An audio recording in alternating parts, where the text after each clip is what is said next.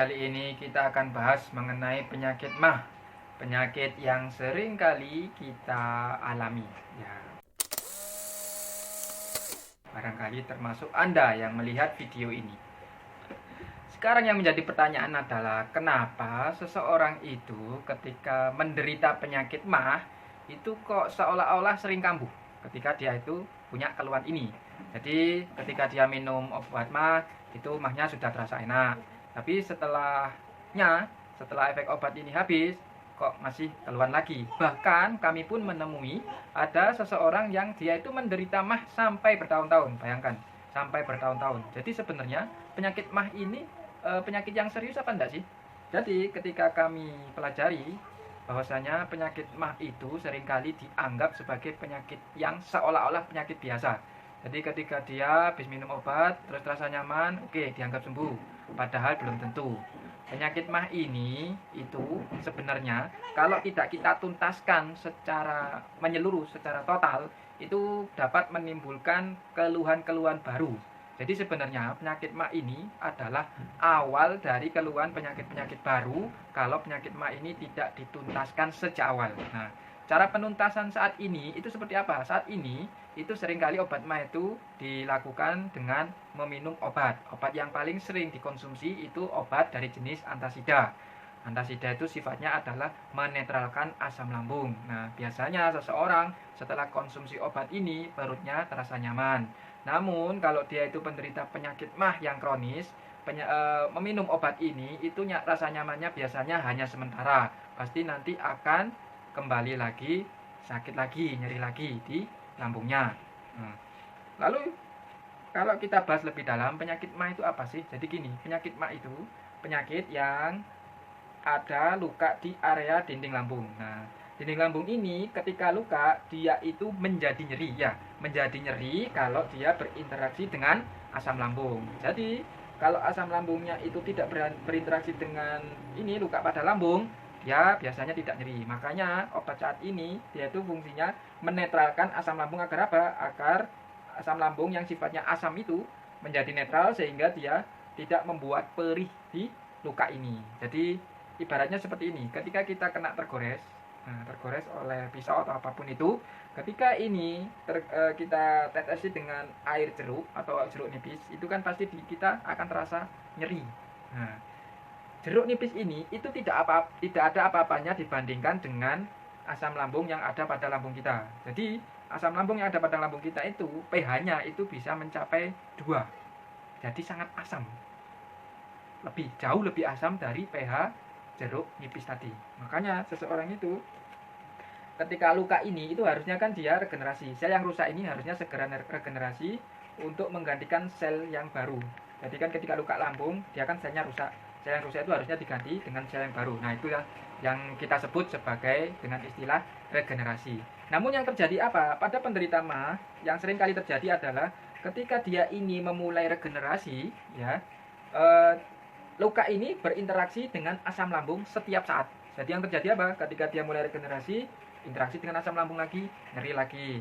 Ketika mulai regenerasi, interaksi dengan asam lambung lagi, nyeri lagi. Jadi makanya yang terjadi ini, lukanya ini tidak sembuh-sembuh. Karena apa? Ya karena itu tadi, dia berinteraksi dengan asam lambung setiap saat. Nah, sebenarnya secara default, lambung ini itu sudah didesain untuk bisa berinteraksi dengan asam lambung meskipun pH-nya itu sangat rendah. Tetapi orang yang punya keluhan MAH, dia itu tidak mampu untuk menahan kerasnya dari asam lambung. Nah, itu untuk orang yang kena gangguan MAH. Nah, lalu bagaimana cara mengembalikan agar lambung kita ini itu bisa kembali normal, kembali sehat lagi? Maka caranya itu ada 2 dan itu harus dilaksanakan secara bersamaan. Bagaimana caranya? Yang pertama adalah dengan melapisi luka yang lambung ini dengan zat tertentu sehingga dia itu ketika berinteraksi dengan asam lambung dia tidak nyeri. Nah, itu satu.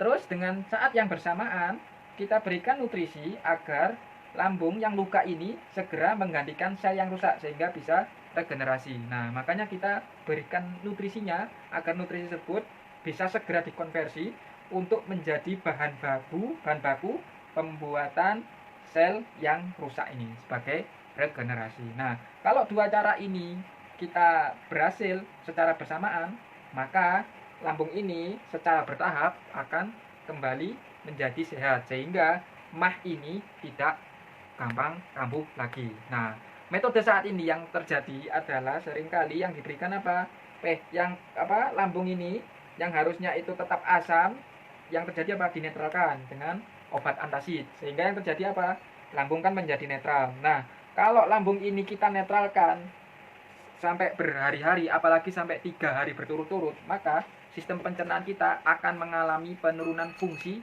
secara drastis.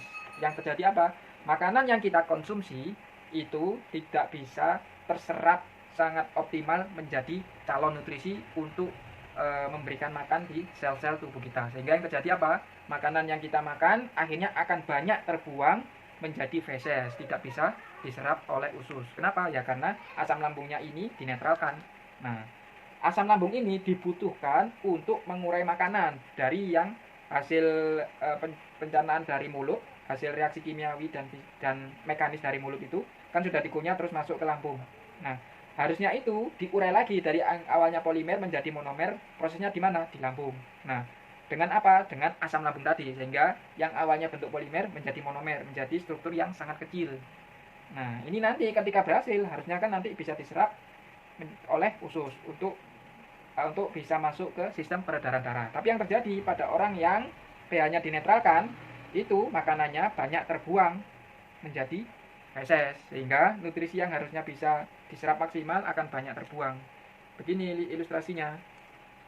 Jadi makanan yang dimakan itu kan harusnya bisa menjadi makanan untuk sel ginjal, sel kulit, sel liver, sel tulang, sel jantung, saraf, pankreas, sistem imun, dan lain sebagainya. Nah, kalau dia kurang gizi, maka yang terjadi lambat laun kalau ini dibiarkan lama-lama, maka akan terjadi kematian sel dalam jangka panjang. Nah, kematian sel dalam jangka panjang ini itu gejala yang sangat nampak itu bisa dicek dari kadar asam urat yang tinggi. Jadi kadar asam urat yang tinggi di atas normal itu indikasi kalau dia itu mengalami kematian sel yang cukup banyak. Jadi harusnya kan kematian sel itu harusnya diganti dengan sel yang baru. Tapi seseorang yang dengan kadar asam uratnya tinggi, maka ini dia gagal untuk regenerasi, sehingga yang terjadi asam uratnya tinggi. Nah, ini kalau dibiarkan lama-lama, sistem pencernaan ini tidak dilakukan perbaikan, maka akan muncul yang namanya keluhan-keluhan baru. Nah, ini kalau tidak segera dituntaskan. Apa saja keluhan-keluhan baru itu? Di antaranya ada penyakit diabetes, hipertensi, stroke, KNP, korban COVID, dan lain sebagainya.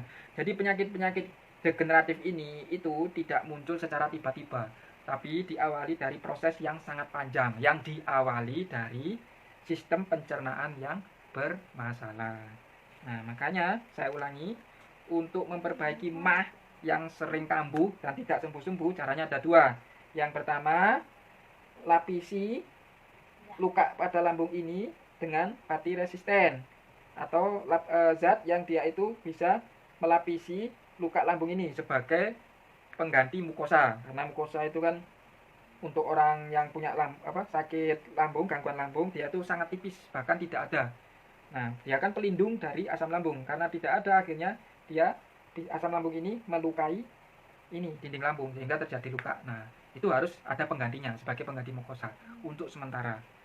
Nah, di saat yang sama, yang kedua kita berikan nutrisi untuk memperbaiki luka lambung ini. Jadi diberikan nutrisi agar yang luka ini segera melakukan regenerasi sel. Dua-duanya ini harus dilakukan secara bersamaan. Lalu nutrisi apa yang dimaksud? Nah, nutrisi yang dimaksud bisa dilihat di deskripsi video ini. Demikian yang bisa kami sampaikan. Mudah-mudahan video ini bermanfaat. Kalau memang video ini bermanfaat, bisa di like, share, dan komen di bawah. Kalau memang ada suatu hal yang ingin ditanyakan, silakan komen di bawah ini. Insya Allah kami akan balas. Tenang saja. Wassalamualaikum warahmatullahi wabarakatuh.